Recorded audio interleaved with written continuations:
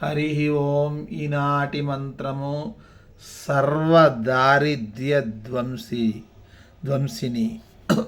అన్ని రకాలైన దరిద్రాలను నాశనం చేసి మనలందరినీ ఆధ్యాత్మికమైనటువంటి అనంతమైనటువంటి ఆధ్యాత్మిక సంపద అయినటువంటి శ్రీనివాసుని వైపు నడిపించేదే ఆ అలివేలు మంగమ్మ తల్లి.